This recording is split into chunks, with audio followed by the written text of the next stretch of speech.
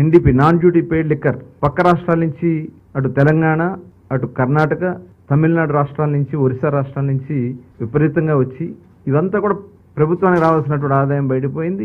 ప్రజలు అనారోగ్యం పాలైపోయారు.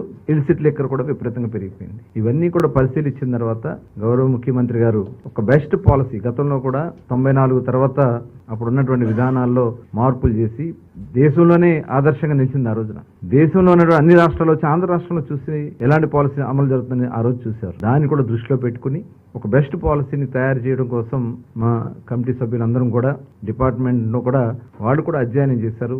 దేశం అంతా వెళ్ళి దాదాపు ఒక 6 రాష్ట్రాలు గవర్నమెంట్ షాపులు అమలు జరుగుతున్నటువంటి విధానం, ప్రైవేట్ షాప్స్ అమలు జరుగుతున్నటువంటి విధానం, అటు ప్రైవేటు గవర్నమెంట్ కలిపి నడుపుతున్నటువంటి విధానం, ఇవన్నీ కూడా స్టడీ చేసి వాళ్ళకు రిపోర్ట్ చేసి ఇవ్వడం జరిగింది. అలాగే ట్యాక్సేషన్ కూడా ఏ రకంగా ఉందనేది ట్యాక్సేషన్ విషయంలో కానీ, ఎందుకంటే గతంలో మేము ఎన్నికల మేనిఫెస్టోలో ఇచ్చినటువంటి రిజర్వేషన్ కూడా ఏదైతే గీత కార్మికులు ఉంటారో ఆడి ట్యాపర్స్ కు సంబంధించి కళ్ళు గీత కార్మికులకి 10% షాప్స్ ఇస్తామని చెప్పి ఆ రోజున ఎన్నికల్లో హామీ ఇచ్చాం. దాని మీద కూడా ఒక రిపోర్ట్ తయారు చేసుకుని ఇవన్నీ కూడా మరి ముఖ్యమంత్రి గారికి ముందు రేపు సబ్ కమిటీ ముందు రేపు కేబినెట్ ముందు పెట్టడానికి ఇది ఈ రోజు 3వ సమావేశం కూడా కండక్ట్ చేసుకున్నాం.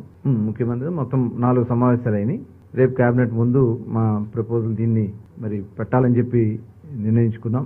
దీనిలో సరసమైనటువంటి ధరలకి నాణ్యమైనటువంటి బ్రాండ్స్ తో ప్రజల ఆరోగ్యాలను కాపాడే విధంగా ఈ పాలసీని డిజైన్ చేయాలని, అలాగే దీనివల్ల ఏమైందంటే నార్కోటిక్ విపరీతంగా డ్రగ్స్ కానీ గంజాయి కానీ వాళ్ళు విపరీతంగా యూత్ అంతా కూడా గతంలో బీర్ సేల్స్ కి ఇప్పుడున్న బీర్ సేల్స్ కి 50% పడిపోయింది. కేవలం రేట్లు పెంచడం వల్ల వాళ్ళందరూ కూడా డైవర్ట్ అయ్యి గంజాయికి డ్రగ్స్ కి వాళ్ళు డైవర్ట్ అయిపోయారు. తిరిగి అవన్నీ కూడా కంట్రోల్ చేయడానికి కూడా మరి దీంట్లో ఈ పాలసీలో కొంత ఈ ఎరాడికేషన్ కి సంబంధించి ఏదైతే మద్యాన్ని నియంత్రణ కోసం రేపు రాబోయే కాలంలో కొంత ఫండింగ్ కూడా దానికోసం ఖర్చు పెట్టడానికి కూడా నిర్ణయించుకోవడం కూడా జరిగింది.